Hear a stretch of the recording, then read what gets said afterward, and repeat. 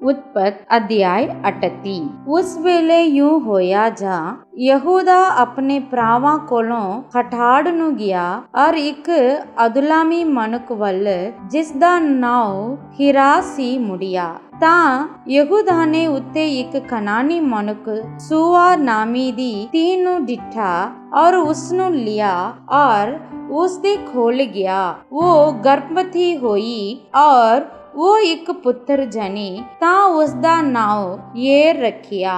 वो फिर गर्भवती हुई और एक पुत्र जनी ता उसदा नाम ओनान रखिया। वो फिर गर्भवती हुई और पुत्र जनी ता उसदा नाम सेला रखिया।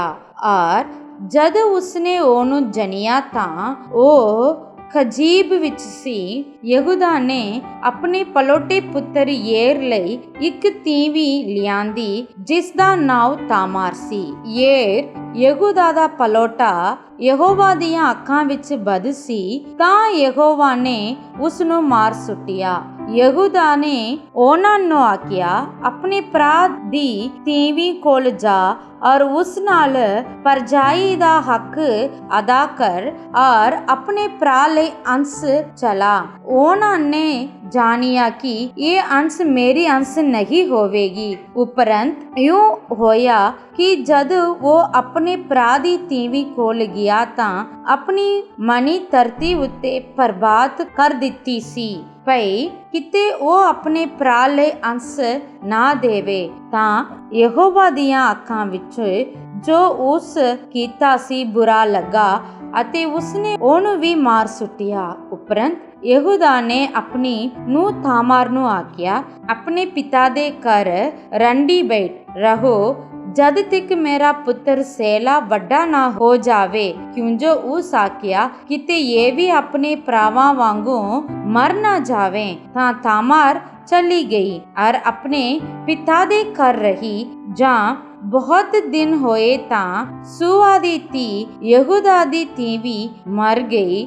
जद यहूदा नू सांत होई तां वो अपनियां पैडां दी उन कतरन वालियां कोल अपने सज्जन हीरा अदुलामी दे संग तिमनात नू गया। तां तामार नू दसिया गया भई वेख तेरा सोहरा अपनियां पैडां दी उन कतर नू तिमनात नू जांदा है।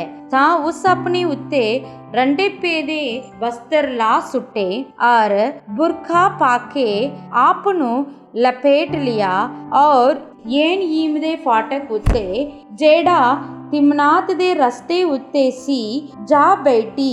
क्यों जो उसने वेखिया कि सेला वड्डा हो गया है पर वो उसदी तीवी बनन नू नहीं दिती गई। तां यहूदा ने उस नू वेखिया और समझिया कि ये कंजरी है। क्यों जो उसने अपना मुंह टकिया होया सी। तां वो रस्ते तो उसदी वल मुड़ पिया और आखिया आ और मैनू अपने कोल आउण दे। क्यों जो उसने ना जाता कि ये मेरी नूह है। तां उस आखिया जे तू मेरे कोल आवे तां तू मैनू की देवेगा।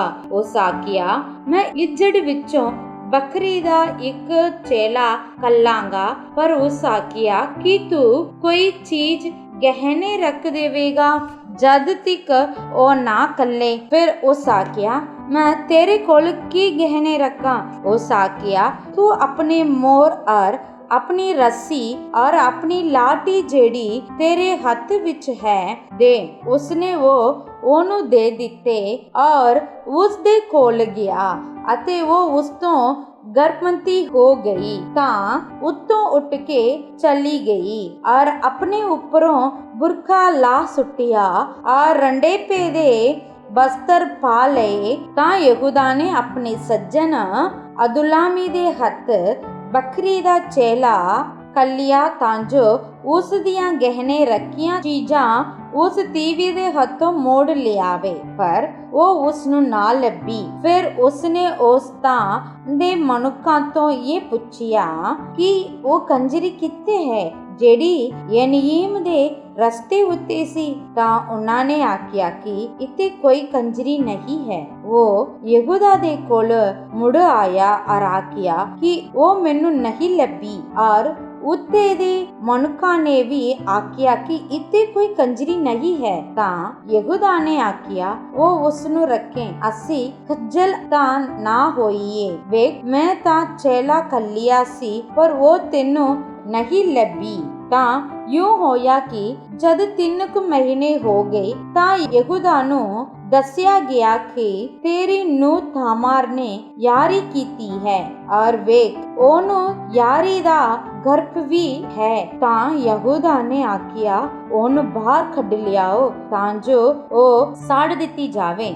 ਜਾਂ ਉਹ ਬਾਹਰ ਕੱਢੀ ਗਈ ਤਾਂ ਉਸ ਆਪਣੇ ਸਹੁਰੇ ਨੂੰ ਆਖ ਘੱਲਿਆ, ਭਈ ਜਿਸ ਮਨੁੱਖ ਦੀਆਂ ਇਹ ਚੀਜ਼ਾਂ ਹਨ, ਮੈਨੂੰ ਉਸ ਦਾ ਗਰਭ ਹੈ। ਔਰ ਉਸ ਆਖਿਆ, ਸਿਆਣ ਤਾਂ ਕਿ ਇਹ मोहर और रस्सी और लाठी की दी है। ਤਾਂ ਯਹੂਦਾ ਨੇ ਪਛਾਣ ਕੇ ਆਖਿਆ, ਉਹ ਮੈਥੋਂ ਧਰਮੀ ਹੈ, ਕਿਉਂ ਜੋ ਮੈਂ ਉਸ ਨੂੰ ਆਪਣੇ ਪੁੱਤਰ ਸੇਲਾ ਨੂੰ ਨਹੀਂ ਦਿੱਤਾ ਔਰ ਉਸ ਅੱਗੇ ਨੂੰ ਉਹਦੇ ਨਾਲ ਸੰਗ ਨਾ ਕੀਤਾ। ਯੂੰ ਹੋਇਆ ਕਿ ਉਸ ਦੇ ਜਨਨ ਦੇ ਸਮੇਂ ਉਸ ਦੀ ਕੁੱਖ ਵਿੱਚ ਜੋੜੇ ਸਨ, ਅਤੇ ਯੂੰ ਹੋਇਆ ਕਿ ਜਾਂ ਉਹ ਜਨਨ ਲੱਗੀ ਤਾਂ ਇੱਕ ਨੇ ਆਪਣੇ ਹੱਥ ਕੱਢਿਆ ਅਤੇ ਦਾਈ ਨੇ ਫੜ ਕੇ ਉਸ ਦੇ ਹੱਥ ਨੂੰ ਲਾਲ ਧਾਗਾ ਬੰਨ ਦਿੱਤਾ ਔਰ ਆਖਿਆ, ਇਹ ਪਹਿਲਾ ਨਿਕਲਿਆ ਹੈ। ਫਿਰ ਯੂੰ ਹੋਇਆ ਕਿ ਜਾਂ ਉਸਨੇ ਆਪਣਾ ਹੱਥ ਖਿੱਚ ਲਿਆ ਤਾਂ ਵੇਖੋ ਉਸ ਦਾ ਭਰਾ ਨਿਕਲ ਆਇਆ ਅਤੇ ਉਸ ਆਖਿਆ, ਤੂੰ ਕਿਉਂ ਪਾੜਦਾ ਹੈ? ਇਹ ਪਾੜ ਤੇਰੇ ਉੱਤੇ ਆਵੇ। ਸੋ ਉਸ ਦਾ ਨਾਮ ਪਾਰਸ ਰੱਖਿਆ ਗਿਆ। ਉਸ ਦੇ ਪਿੱਛੋਂ ਉਸ ਦਾ ਭਰਾ, ਜਿਸ ਦੇ ਹੱਥ ਲਾਲ ਧਾਗਾ ਪਾ ਦਿੱਤਾ ਸੀ, ਨਿਕਲਿਆ ਅਤੇ ਉਸ ਦਾ ਨਾਮ ਜ਼ਰਾ ਰੱਖਿਆ ਗਿਆ। ਪਹਿਲਾ ਸਮੂਏਲ ਦੀ ਪੋਥੀ ਅਧਿਆਇ 27। ਦਾਊਦ ਨੇ ਆਪਣੇ ਮਨ ਵਿੱਚ ਆਖਿਆ, ਭਈ ਹੁਣ ਮੈਂ ਕਿਸੇ ਦਿਨ ਸਾਊਲ ਦੇ ਹੱਥ ਨਾਲ ਨਸ਼ਟ ਹੋ ਜਾਵਾਂਗਾ। ਫਿਰ ਮੇਰੇ ਲਈ ਇਹਦੇ ਨਾਲ ਹੋਰ ਕੋਈ ਚੰਗੀ ਸਲਾਹ ਨਹੀਂ ਜੋ ਮੈਂ ਕਾਲੀ ਨਾਲ ਭੱਜ ਕੇ ਫਲਿਸਤੀਆਂ ਦੇ ਦੇਸ਼ ਵਿੱਚ ਜਾ ਵਸਾਂ ਅਤੇ ਸਾਊਲ ਇਸਰਾਏਲ ਦੀ ਬੰਨੀਆਂ ਵਿੱਚੋਂ ਮੇਰੇ ਲੱਭਣ ਤੋਂ ਨਿਰਾਸ਼ ਹੋ ਜਾਵੇਗਾ ਤਾਂ ਉਹਦੇ ਹੱਥੋਂ ਮੈਂ ਛੁੱਟ ਜਾਵਾਂਗਾ। ਅਤੇ ਦਾਊਦ ਉੱਠਿਆ ਅਤੇ ਆਪਣੇ ਨਾਲ ਦੇ 600 ਜਵਾਨਾਂ ਨੂੰ ਲੈ ਕੇ ਗਤ ਦੇ ਰਾਜਾ ਮਾਊਕ ਦੇ ਪੁੱਤਰ ਆਕੀਸ ਵੱਲ ਲੰਘ ਗਿਆ। ਆਕੀਸ ਦੇ ਨਾਲ ਦਾਊਦ ਗਤ ਵਿੱਚ ਰਿਹਾ, ਅਰਥਾਤ ਉਹ ਅਤੇ ਉਹਦੇ ਲੋਕ, ਜਿਨ੍ਹਾਂ ਵਿੱਚੋਂ ਸਭ ਕੋਈ ਆਪੋ ਆਪਣੇ ਟੱਬਰ ਸਣੇ ਸੀ। ਅਤੇ ਦਾਊਦ ਆਪਣੀਆਂ ਦੋਹਾਂ ਪਤਨੀਆਂ ਦੇ ਨਾਲ, ਅਰਥਾਤ ਅਹੀਨੋਆਮ ਇਜ਼ਰਾਏਲਨ ਅਤੇ ਕਰਮੇਲਨੀ ਅਬੀਗੈਲ ਜੋ ਨਾਬਾਲ ਦੀ ਤੀਵੀਂ ਸੀ। ਅਤੇ ਸਾਊਲ ਨੂੰ ਖਬਰ ਹੋਈ ਜੋ ਦਾਊਦ ਗਤ ਨੂੰ ਭੱਜ ਗਿਆ, ਸੋ ਉਹ ਉਸ ਦੇ ਲੱਭਣ ਲਈ ਫਿਰ ਨਾ ਨਿਕਲਿਆ। ਦਾਊਦ ਨੇ ਆਕੀਸ ਨੂੰ ਆਖਿਆ, ਜੇ ਤੇਰੀ ਨਿਗਾਹ ਵਿੱਚ ਮੈਂ ਦਇਆਯੋਗ ਹਾਂ ਤਾਂ ਉਹ ਮੈਨੂੰ ਦੇਸ਼ ਦੇ ਕਿਸੇ ਸ਼ਹਿਰ ਵਿੱਚ ਵਸਣ ਜੋਗਾ ਤਾਂ ਦੇਣ, ਕਿਉਂ ਜੋ ਤੇਰਾ ਪਹਿਲਵਾ ਰਾਜਧਾਨੀ ਵਿੱਚ ਤੇਰੇ ਕੋਲ ਕਾਹਨੂੰ ਰਹੇ। ਤਦ ਆਕੀਸ ਨੇ ਉਸ ਦਿਨ ਉਹਨੂੰ ਸਿਕਲਾਗ ਸ਼ਹਿਰ ਦੇ ਦਿੱਤਾ। ਸੋ ਸਿਕਲਾਗ ਅੱਜ ਤੋੜੀ ਯਹੂਦਾ ਦੇ ਬਾਦਸ਼ਾਹ ਦਾ ਹੈ। ਜਿੰਨਾ ਚਿਰ ਦਾਊਦ ਫਲਿਸਤੀਆਂ ਦੇ ਦੇਸ਼ ਵਿੱਚ ਰਿਹਾ, ਸੋ ਪੂਰਾ 1 ਵਰ੍ਹਾ ਅਤੇ 4 ਮਹੀਨੇ ਸਨ। ਦਾਊਦ ਔਰ ਉਹਦੇ ਮਨੁੱਖਾਂ ਨੇ ਚੜ ਕੇ ਕਸੂਰੀਆਂ ਅਤੇ ਖਜਰੀਆਂ ਔਰ ਅਮਲੇਕੀਆਂ ਦੇ ਉੱਤੇ ਹੱਲਾ ਕੀਤਾ ਅਤੇ ਉਹ ਸੂਰ ਦੇ ਰਾਹੋਂ ਲੈ ਕੇ ਮਿਸਰ ਦੇ ਬੰਨੇ ਤੋੜੀ ਉਸ ਦੇਸ਼ ਵਿੱਚ ਪਹਿਲੇ ਸਮੇਂ ਤੋਂ ਵਸਦੇ ਸਨ। ਅਤੇ ਦਾਊਦ ਨੇ ਉਸ ਦੇਸ਼ ਨੂੰ ਜਿੱਤ ਲਿਆ ਅਤੇ ਧਰਮਤ ਪੁਰਸ਼ ਕਿਸੇ ਨੂੰ ਜਿਉਂਦਾ ਨਾ ਛੱਡਿਆ ਅਤੇ ਉਹਨਾਂ ਦੇ ਇੱਜੜ, ਵੱਗ, ਖੋਤੇ, ਊਠ ਅਤੇ ਲੀੜੇ ਲੁੱਟ ਲਏ ਅਤੇ ਆਕੀਸ ਕੋਲ ਮੁੜ ਆਇਆ। ਤਾਂ ਆਕੀਸ ਨੇ ਪੁੱਛਿਆ, ਅੱਜ ਤੁਹਾਡਾ ਰਾਹ ਕਿੱਧਰ ਸੀ? ਦਾਊਦ ਨੇ ਆਖਿਆ, ਯਹੂਦਾ ਦੇ ਦੱਖਣ ਵੱਲ ਅਤੇ ਜਰਾਮੀਏਲੀਆਂ ਦੇ ਦੱਖਣ ਵੱਲ ਅਤੇ ਕੇਨੀਆਂ ਦੇ ਦੱਖਣ ਵੱਲ। ਅਤੇ ਦਾਊਦ ਕਿਸੇ ਇੱਕ ਪੁਰਸ਼ ਜਾਂ ਧਰਮਤ ਨੂੰ ਵੀ ਗਤ ਵਿੱਚ ਨਾ ਲਿਆਇਆ ਜੋ ਕਿਤੇ ਇਹ ਸਾਡੇ ਵਿਰੋਧ ਨਾ ਖਬਰ ਜਾ ਦੇਣ, ਭਈ ਦਾਊਦ ਨੇ ਅਜਿਹਾ ਕੰਮ ਕੀਤਾ ਹੈ। ਜਦ ਤੋੜੀ ਉਹ ਫਲਿਸਤੀਆਂ ਦੇ ਦੇਸ਼ ਵਿੱਚ ਰਿਹਾ, ਉਸ ਦੀ ਇਹੋ ਮਰਜ਼ਾਦਾ ਰਹੀ। ਆਕੀਸ਼ ਨੇ ਦਾਊਦ ਦੀ ਗੱਲ ਉੱਤੇ ਪ੍ਰਤੀਤ ਕੀਤੀ ਅਤੇ ਆਖਿਆ, ਭਈ ਉਸਨੇ ਆਪਣੇ ਲੋਕ ਇਸਰਾਏਲ ਨਾਲ ਅਜਿਹਾ ਕੰਮ ਕੀਤਾ ਹੈ ਜੋ ਉਸ ਤੋਂ ਬਹੁਤ ਨਫ਼ਰਤ ਕਰਦੇ ਹੋਣਗੇ, ਇਸ ਲਈ ਉਹ ਸਦਾ ਮੇਰੇ ਟਹਿਲਵਾ ਰਹੇਗਾ। ਪਹਿਲਾ ਸਾਮੂਏਲ ਦੀ ਪੋਥੀ ਅਧਿਆਇ 28। 19 ਦਿਨੀ ਅਜਿਹਾ ਹੋਇਆ ਜੋ ਫਿਲਿਸਤੀਆਂ ਨੇ ਇਸਰਾਏਲ ਨਾਲ ਲੜਨ ਲਈ ਆਪਣੇ ਦਲਾਂ ਨੂੰ ਇਕੱਠਿਆਂ ਕੀਤਾ। ਤਦ ਆਕੀਸ਼ ਨੇ ਦਾਊਦ ਨੂੰ ਆਖਿਆ, ਤੂੰ ਸੱਚ ਜਾਣ ਜੋ ਤੈਨੂੰ ਅਤੇ ਤੇਰੀਆਂ ਲੋਕਾਂ ਨੂੰ ਮੇਰੇ ਨਾਲ ਲੜਾਈ ਵਿੱਚ ਜਾਣਾ ਪਵੇਗਾ। ਸੋ ਦਾਊਦ ਨੇ ਆਕੀਸ਼ ਨੂੰ ਆਖਿਆ, ਤੈਨੂੰ ਜ਼ਰੂਰ ਮਾਲੂਮ ਹੋ ਜਾਵੇਗਾ ਜੋ ਤੇਰੇ ਟਹਿਲੂਏ ਕੋਲੋਂ ਕਿੰਨਾ ਕੁ ਕੰਮ ਹੋਵੇਗਾ। ਅਤੇ ਆਕੀਸ਼ ਨੇ ਦਾਊਦ ਨੂੰ ਆਖਿਆ, ਤਾਂ ਸਦਾ ਦੇ ਲਈ ਮੈਂ ਤੈਨੂੰ ਆਪਣੇ ਸਿਰ ਦਾ ਰਾਖਾ ਬਣਾਵਾਂਗਾ। ਸਾਮੂਏਲ ਮਰ ਗਿਆ ਸੀ ਅਤੇ ਸਾਰੇ ਇਸਰਾਏਲ ਨੇ ਉਹਦਾ ਸੋਗ ਕੀਤਾ ਸੀ ਅਤੇ ਉਸ ਦੇ ਸ਼ਹਿਰ ਵਿੱਚ ਜੋ ਰਾਮਾ ਸੀ ਉਹਨੂੰ ਦੱਬ ਦਿੱਤਾ। ਅਤੇ ਸਾਊਲ ਨੇ ਉਹਨਾਂ ਲੋਕਾਂ ਨੂੰ ਜਿਨ੍ਹਾਂ ਦੇ ਪੁੱਤ ਮਿੱਤਰ ਸਨ ਅਤੇ ਦੀਵਾਰਾਂ ਨੂੰ ਦੇਸ਼ ਵਿੱਚੋਂ ਕੱਢ ਦਿੱਤਾ ਸੀ। ਸੋ ਫਲਿਸਤੀ ਇਕੱਠੇ ਹੋ ਕੇ ਆਏ ਅਤੇ ਸੁਨੇਮ ਵਿੱਚ ਆ ਡੇਰੇ ਲਾਏ ਅਤੇ ਸਾਊਲ ਨੇ ਵੀ ਸਾਰੇ ਇਸਰਾਏਲ ਨੂੰ ਇਕੱਠਿਆਂ ਕੀਤਾ ਅਤੇ ਉਹਨਾਂ ਨੇ ਗਿਲਬੋਆ ਵਿੱਚ ਡੇਰੇ ਲਾਏ। ਜਾਂ ਸਾਊਲ ਨੇ ਫਲਿਸਤੀਆਂ ਦਾ ਦਲ ਡਿੱਠਾ ਤਾਂ ਡਰ ਗਿਆ ਅਤੇ ਉਹਦਾ ਮਨ ਡਾਢਾ ਕੰਬਿਆ। ਅਤੇ ਜਿਸ ਵੇਲੇ ਸਾਊਲ ਨੇ ਯਹੋਵਾ ਕੋਲੋਂ ਸਲਾਹ ਪੁੱਛੀ ਤਾਂ ਯਹੋਵਾ ਨੇ ਉਹਨੂੰ ਨਾ ਸੁਫਨਿਆਂ ਦੇ, ਨਾ ਊਰੀਮ ਦੇ ਅਤੇ ਨਾ ਨਬੀਆਂ ਦੇ ਰਾਹੀਂ ਕੁਝ ਉੱਤਰ ਦਿੱਤਾ।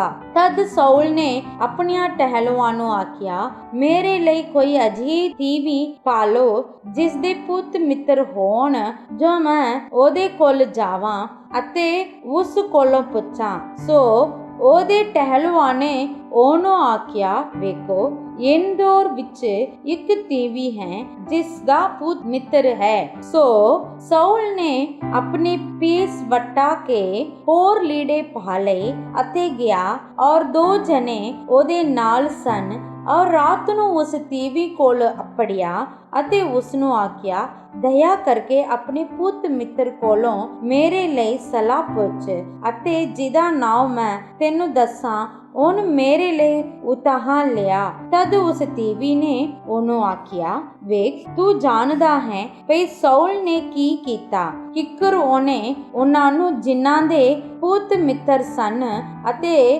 ਦੀਵਾਰਾਂ ਨੂੰ ਦੇਸ਼ ਵਿੱਚੋਂ ਮੁਕਾ ਸੁੱਟਿਆ। ਫਿਰ ਤੂੰ ਮੇਰੀ ਜਿੰਦ ਕਾਹਨੂੰ ਫਸਾਉਂਦਾ ਹੈ ਜੋ ਮੈਨੂੰ ਮਰਵਾ ਸੁੱਟੇ। ਤਦ ਸਾਊਲ ਨੇ ਯਹੋਵਾ ਦੀ ਸਹੁੰ ਚੁੱਕ ਕੇ ਆਖਿਆ, ਭਈ ਜਿਉਂਦੇ ਯਹੋਵਾ ਦੀ ਸਹੁੰ, ਇਸ ਗੱਲ ਦਾ ਤੈਨੂੰ ਕੁਝ ਦੰਡ ਨਾ ਮਿਲੇਗਾ। ਤਦ ਉਹ ਤੀਵੀਂ ਬੋਲੀ, ਮੈਂ ਤੇਰੇ ਲਈ ਕਿਸ ਨੂੰ ਮੰਗਾਵਾਂ? ਉਹ ਬੋਲਿਆ, ਮੇਰੇ ਲਈ ਸਾਮੂਏਲ ਨੂੰ ਮੰਗਵਾ। ਜਿਸ ਵੇਲੇ ਉਸ ਤੀਵੀਂ ਨੇ ਸਾਮੂਏਲ ਨੂੰ ਡਿਠਾ ਤਾਂ ਉੱਚੀ ਆਵਾਜ਼ ਨਾਲ ਚਿਚਲਾਈ ਅਤੇ ਉਸ ਤੀਵੀਂ ਨੇ ਸਾਊਲ ਨੂੰ ਆਖਿਆ, ਤੁਸਾਂ ਮੇਰੇ ਨਾਲ ਛਲ ਕਾਹਨੂੰ ਕੀਤਾ? ਕਿਉਂ ਜੋ ਸਾਊਲ ਤਾਂ ਤੁਸੀਂ ਹੀ ਹੋ। ਤਦ ਪਾਤਸ਼ਾਹ ਨੇ ਉਸ ਨੂੰ ਆਖਿਆ, ਖਬਰ ਨਾ, ਤੈਂ ਕੀ ਡਿੱਠਾ ਹੈ? ਉਸ ਤੀਵੀਂ ਨੇ ਸਾਊਲ ਨੂੰ ਆਖਿਆ, ਮੈਂ ਇੱਕ ਦੇਵਤੇ ਨੂੰ ਧਰਤੀ ਵਿੱਚੋਂ ਚੜ੍ਹਦਾ ਵੇਖਦੀ ਹਾਂ। ਤਦ ਉਹਨੇ ਉਸ ਨੂੰ ਆਖਿਆ, ਉਹਦੀ ਡੌਲ ਦੱਸ। ਉਹ ਬੋਲੀ,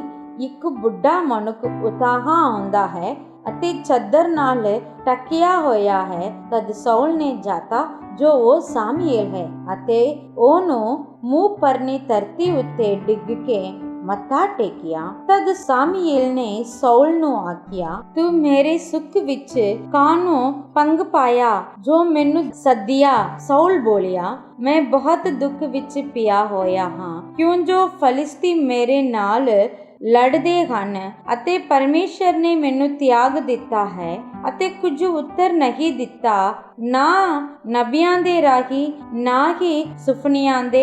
ਇਸ ਲਈ ਮੈਂ ਤੈਨੂੰ ਸੱਦਿਆ ਹੈ ਜੋ ਤੂੰ ਮੈਨੂੰ ਦੱਸੇ ਭਈ ਮੈਂ ਕੀ ਕਰਾਂ। ਤਦ ਸਾਮੂਏਲ ਨੇ ਆਖਿਆ, ਜਦ ਯਹੋਵਾ ਨੇ ਤੈਨੂੰ ਛੱਡ ਦਿੱਤਾ ਅਤੇ ਤੇਰਾ ਵੈਰੀ ਬਣਿਆ ਹੈ ਤਾਂ ਫਿਰ ਮੈਨੂੰ ਕੌਣ ਪੁੱਛਦਾ ਹੈ। ਯਹੋਵਾ ਨੇ ਤਾਂ ਆਪਣੀ ਵੱਲੋਂ ਉਹੀ ਕੀਤਾ ਜੋ ਉਸਨੇ ਮੇਰੇ ਰਾਹੀਂ ਆਖਿਆ ਸੀ। ਪਰ ਯਹੋਵਾ ਨੇ ਤੇਰੇ ਹੱਥੋਂ ਰਾਜ ਖੋਹ ਲਿਆ ਅਤੇ ਤੇਰੇ ਗੁਆਂਢੀ ਦਾਊਦ ਨੂੰ ਦੇ ਦਿੱਤਾ। ਇਸ ਲਈ ਜੇ ਤੂੰ ਯਹੋਵਾ ਦਾ ਵਚਨ ਨਾ ਮੰਨਿਆ ਅਤੇ ਤੂੰ ਅਮਲੇਕ ਦੇ ਨਾਲ ਉਹਦਾ ਕ੍ਰੋਧ ਦੀ ਅੱਗ ਅਨੁਸਾਰ ਕੰਮ ਨਾ ਕੀਤਾ, ਇਸੇ ਕਰਕੇ ਅਜੇ ਯਹੋਵਾ ਨੇ ਤੇਰੇ ਨਾਲ ਇਹ ਕੀਤਾ। ਨਾਲੇ ਯਹੋਵਾ ਤੇਰੇ ਸਣੇ ਇਸਰਾਏਲ ਨੂੰ ਫਲਿਸਤੀਆਂ ਦੇ ਹੱਥ ਵਿੱਚ ਕਰ ਦੇਵੇਗਾ ਅਤੇ ਭਲਕੇ ਤੂੰ ਅਤੇ ਤੇਰੇ ਪੁੱਤਰ ਮੇਰੇ ਕੋਲ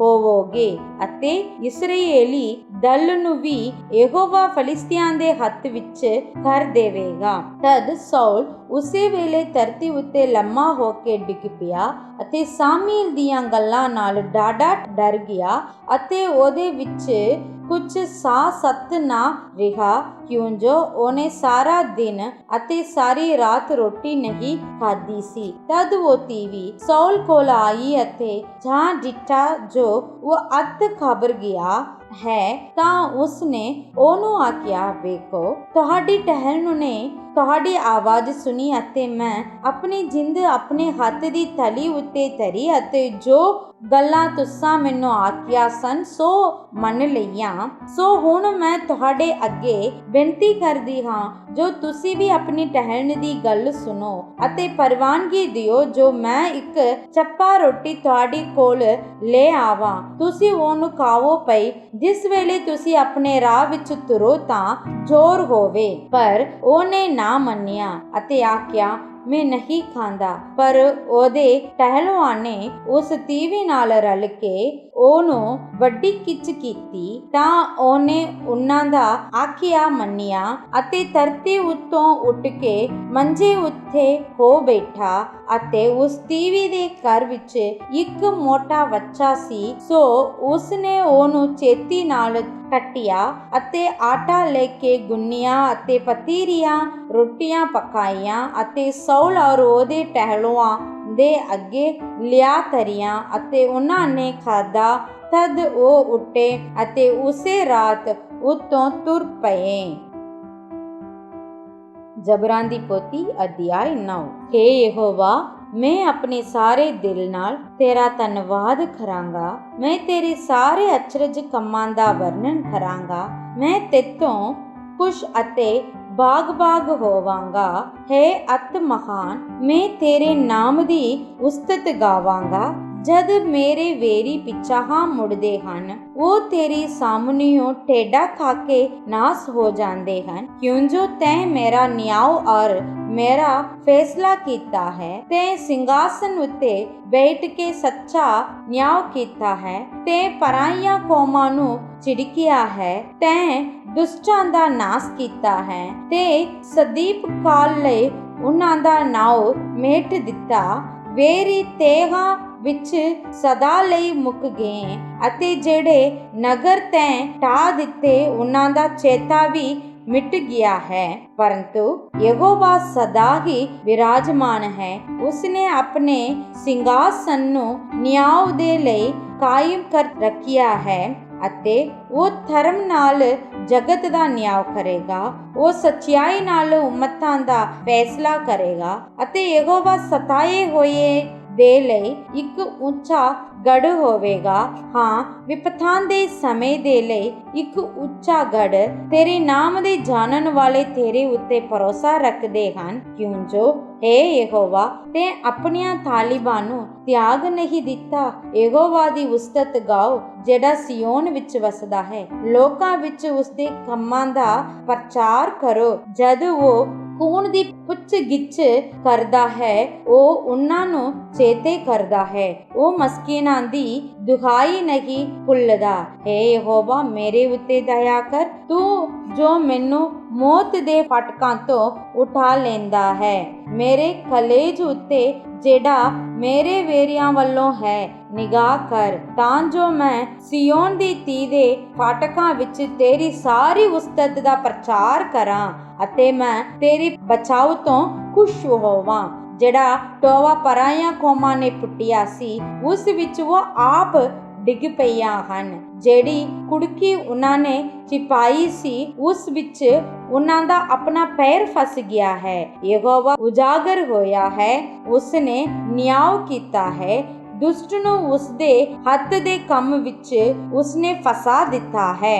ਦੁਸ਼ਟ ਪਤਾਲ ਵਿੱਚ ਮੁੜ ਜਾਣਗੇ। ਉਹ ਸਾਰੀਆਂ ਕੌਮਾਂ ਜਿਹੜੀਆਂ ਪਰਮੇਸ਼ਵਰ ਨੂੰ ਵਿਸਾਰ ਦਿੰਦੀਆਂ ਹਨ। ਕੰਗਾਲ ਤਾਂ ਸਦਾ ਵਿਸਰੇ ਨਹੀਂ ਰਹਿਣਗੇ, ਨਾ ਮਸਕੀਨਾਂ ਦੀ ਆਸਾ ਹਮੇਸ਼ਾ ਲਈ ਨਸ਼ਟ ਹੋਵੇਗੀ। ਉੱਠ हे ਯਹੋਵਾ, ਇਨਸਾਨ ਨੂੰ ਪ੍ਰਬਲ ਨਾ ਹੋਣ ਦੇ, ਤੇਰੇ ਸਨਮੁਖ ਪਰਾਈਆਂ ਕੌਮਾਂ ਦਾ ਨਿਆਂ ਕੀਤਾ ਜਾਵੇ। हे ਯਹੋਵਾ, ਉਹਨਾਂ ਨੂੰ ਭੇਜਲ ਪਾ। ਪਰਾਈਆਂ ਕੌਮਾਂ ਆਪਣੇ ਆਪ ਨੂੰ ਨਿਰਾ ਇਨਸਾਨ ਹੀ ਜਾਣਨ। ਆਮੀਨ ਆਮੀਨ। ਸਭਨਾਂ ਨੂੰ ਪਿਆਰ ਭਰੀ ਜੈ ਮਸੀਹ ਦੀ ਅੱਜ ਜੋ ਆਪਾਂ ਵਚਨ ਪੜਿਆ ਸੀ ਉਸ ਵਿੱਚੋਂ ਕੁਝ ਗੱਲਾਂ ਨੂੰ ਧਿਆਨ ਕਰਾਂਗੇ। ਉਤਪਤ ਦੇ ਕਿਤਾਬ ਅਧਿਆਇ 38 ਇਸ ਵਿੱਚ ਆਪਾਂ ਵੇਖਦੇ ਹਾਂ ਯਹੂਦਾ ਦੇ ਵੰਸ਼ ਨੂੰ ਪਰਮੇਸ਼ਰ ਵਧਾ ਰਿਹਾ ਹੈ। ਯਹੂਦਾ ਦੇ ਵੰਸ਼ ਇਸ ਪ੍ਰਕਾਰ ਵਧ ਰਿਹਾ ਹੈ ਜਿਸ ਪ੍ਰਕਾਰ ਵਧਣਾ ਨਹੀਂ ਚਾਹੀਦਾ ਹੈ। ਜਿਸ ਗੱਲ ਨੂੰ ਪਰਮੇਸ਼ਰ ਕਿਵੇਂ ਕਰਦਾ ਹੈ ਉਹਦੇ ਰਾਹੀਂ ਯਹੂਦਾ ਦੇ ਵੰਸ਼ ਵਧ ਰਿਹਾ। ਯਹੂਦੀ ਦੇ ਪ੍ਰਤੀ ਜੇ ਆਪਾਂ ਵੇਖੇ ਤਾਂ ਉਹ ਜਨਮ ਤੋਂ ਸੁੱਧ ਨਹੀਂ, ਸਗੋਂ ਪ੍ਰਭੂ ਨੇ ਉਹਨਾਂ ਨੂੰ ਚੁਣਿਆ, ਉਹਨਾਂ ਦੇ ਖਾਸ ਪਰਜਾ ਠਹਿਰਾਇਆ। ਇਸ ਕਾਰਨ ਧਰਤੀ ਉੱਤੇ ਟਾਪ ਲੈਵਲ ਤੇ ਜਾਂ ਸਭ ਤੋਂ ਉੱਤਮ ਲੈਵਲ ਤੇ ਹੋ ਜਾਂਦੇ। ਯਹੂਦੀ ਇਸ ਕਾਰਨ ਟਾਪ ਲੈਵਲ ਤੇ ਹੋਏ ਕਿਉਂਕਿ ਦਾਊਦ ਜੋ ਯਹੂਦੀ ਦੇ ਵੰਸ਼ ਦੇ ਵਿੱਚੋਂ ਜਨਮ ਹੁਆ।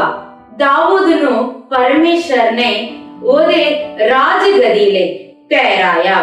ਪਹਿਲਾ ਸਮੂਏਲ ਅਧਿਆਇ 27 ਦੇ ਵਿੱਚ ਵੇਖਦੇ ਹਾਂ ਦਾਊਦ ਇੱਕ ਦਿਨ ਜ਼ਿਆਦਾ ਹੀ ਸਾਊਲ ਦੇ ਕਾਰਨ ਅੱਕ ਜਾਂਦਾ ਅਤੇ ਥੱਕ ਜਾਂਦਾ ਤਾਂ ਉਹ ਸੋਚਦਾ ਜ਼ਰੂਰ ਕਿਸੇ ਵੀ ਦਿਨ ਸਾਊਲ ਮੈਨੂੰ ਨਸ਼ਟ ਕਰ ਦੇਵੇਗਾ, ਸੋ ਮੈਂ ਉਹਨਾਂ ਯਹੂਦਾ ਦੇ ਵਿੱਚ ਰਹਿਣਾ ਮੇਰੇ ਲਈ ਚੰਗਾ ਨਹੀਂ ਸਮਝ ਕੇ ਉਹ ਆਪ ਫਿਲਿਸਤੀ ਦੇ ਰਾਜਾ ਆਕੀਸ ਕੋਲ ਵਾਪਸ ਦੁਬਾਰਾ ਚਲੇ ਜਾਂਦਾ। ਜਦ ਉਹ ਉੱਤੇ ਜਾ ਕੇ ਰਹਿੰਦਾ ਆਕੀਸ ਦਾਊਦ ਨੂੰ ਉਹਦੇ ਲਈ ਬਹੁਤ ਚੰਗਾ ਸਮਝਦਾ ਅਤੇ ਆਕੀਸ ਰਾਜਾ ਦਾਊਦ ਨੂੰ ਫਿਲਿਸਤੀਆਂ ਦੇ ਸਿਕਲਗ ਸ਼ਹਿਰ ਨੂੰ ਦੇ ਦਿੰਦਾ ਅਤੇ ਦਾਊਦ ਫਿਲਿਸਤੀਆਂ ਦੇ ਦੇਸ਼ ਸਿਕਲਗ ਵਿੱਚ ਰਹਿੰਦਾ ਹੋਇਆ ਇਸ ਅਧਿਆਇ ਦੇ ਵਿੱਚ ਵੇਖਦੇ ਹਾਂ। ਜਦ ਦਾਊਦ ਮੋਆਬੀਆਂ ਨਾਲ ਲੜਨ ਜਾਂਦਾ ਅਤੇ ਉਹਨਾਂ ਤੋਂ ਕੁਝ ਮਾਲ ਡੰਗਰ ਨੂੰ ਲੁੱਟ ਕੇ ਲੈ ਆਂਦਾ, ਪਰ ਆਕੀਸ ਨੂੰ ਇਸ ਪ੍ਰਕਾਰ ਪ੍ਰਗਟ ਕਰਦਾ ਮੈਂ ਯਹੂਦੀ ਦੇ ਵਿੱਚ ਇਸ ਪਾਸੇ ਜਾ ਕੇ ਉਹਨਾਂ ਤੋਂ ਲੁੱਟ ਕੇ ਲੈ ਆਇਆ ਕਰਕੇ ਝੂਠ ਬੋਲਦਾ। ਇਸ ਕਾਰਨ ਆਕੀਸ ਰਾਜਾ ਦਾਊਦ ਉੱਤੇ ਇੰਨਾ ਵਧਿਕ ਹੌਸਲਾ ਰੱਖਦਾ ਅਤੇ ਆਖਦਾ ਆਪਣੇ ਮਨ ਵਿੱਚ ਦਾਊਦ ਯਹੂਦੀਆਂ ਨੂੰ ਵੇਰ ਕਰਦਾ ਅਤੇ ਯਹੂਦੀ ਦਾਊਦ ਨੂੰ ਵੇਰ ਕਰਦੇ। ਇਸ ਪ੍ਰਕਾਰ ਸੋਚ ਕੇ ਉਹ ਦਾਊਦ ਨੂੰ ਆਖਦਾ ਤੂੰ ਸਦਾ ਮੇਰੇ ਸਿਰ ਦਾ ਰਾਖਾ ਹੋਵੇਗਾ। ਇਸ ਪ੍ਰਕਾਰ ਕਹਿ ਕੇ ਦਾਊਦ ਨੂੰ ਆਪਣੇ ਕੋਲ ਰੱਖਦੇ ਹੋਏ ਇਸ ਅਧਿਆਇ ਦੇ ਵਿੱਚ ਵੇਖਦੇ ਹਾਂ। ਆਕੀਸ ਇਸ ਕਾਰਨ ਸੋਚਦਾ ਮੈਂ ਹੁਣ ਇਸਰਾਏਲੀ ਉੱਤੇ ਚੜ ਜਾਵਾਂ ਕਿਉਂਕਿ ਮੇਰੇ ਨਾਲ ਦਾਊਦ ਹੈ। ਇਹ ਸੋਚ ਕੇ ਪਹਿਲਾ ਸਮੂਏਲ ਦੀ ਕਿਤਾਬ ਅਧਿਆਇ 28 ਦੇ ਵਿੱਚ ਉਹ ਇਸਰਾਏਲੀ ਨਾਲ ਲੜਨ ਜਾਂਦਾ ਅਤੇ ਦਾਊਦ ਨੂੰ ਆਖਦਾ ਤੂੰ ਵੀ ਮੇਰੇ ਨਾਲ ਚੱਲ ਅਤੇ ਦਾਊਦ ਕਹਿੰਦਾ ਜ਼ਰੂਰ ਮੈਂ ਤੇਰੇ ਨਾਲ ਚੱਲਾਂਗਾ।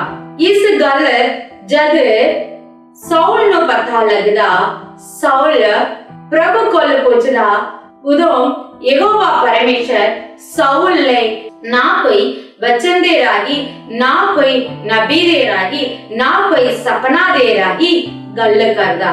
तां साउल सोचदा हुण मैं जादूगरां कोल जावां अते उन्हां तों पुछां मेरे ਲਈ ਇਸ ਫਿਲਿਸਤੀ ਕੀ ਕਰਨਗੇ। ਉਸ ਤੋਂ ਪਹਿਲਾਂ ਆਪਾਂ ਇੱਕ ਗੱਲ ਨੂੰ ਵੇਖਦੇ ਹਾਂ। ਸਾਉਲ ਸਾਰੇ ਜਾਦੂਗਰਾਂ ਨੂੰ ਅਤੇ ਪੁੱਤ ਮਿੱਤਰਾਂ ਨੂੰ ਮਾਰ ਦਿੰਦਾ, ਪਰ ਇਸ ਅਧਿਆਇ ਦੇ ਵਿੱਚ ਆਪ ਖੁਦ ਇੱਕ ਜਾਦੂਗਰਨੀ ਤੀਵੀ ਕੋਲ ਜਾਂਦਾ ਤਾਂ ਕਿ ਉਹ ਸਾਮੂਏਲ ਨੂੰ ਜਿਹੜਾ ਪ੍ਰਭੂ ਦੇ ਉਸ ਆਰਾਮ ਦੇ ਵਿੱਚ ਪਹੁੰਚਿਆ ਗਿਆ ਹੈ ਉਸ ਨੂੰ ਉਠਾਵੇ ਅਤੇ ਉਸ ਤੋਂ ਪੁੱਛੇ। वो जिस प्रकार सोचदा उसे प्रकार करदा सामूएल नु उठाउंदा ते सामूएल ओनु आखदा तू मैनू क्यों पंग करदा, क्योंकि मैं मेरे आराम दे विच सी, तू मैनू जगा दिता। ये आख के कहंदा तू अते तेरे पुत्र कल दे इसे कड़ी दे विच मेरे संग होवोगे। जब ये गल साउल सुनदा तां वो बहुत ही ज्यादा दुखी हो जांदा अते डिग जांदा।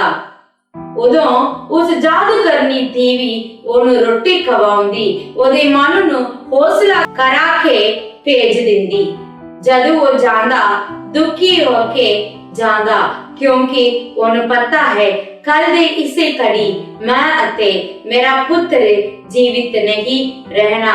नाल एक और गल भी सामूएल साउल नु आखदा तेरे कारण इस्राएली फिलिस्तियां दे हत्थ विच दिते जाणगे, फिलिस्ती इस्राएल उते जित प्राप्त करनगे।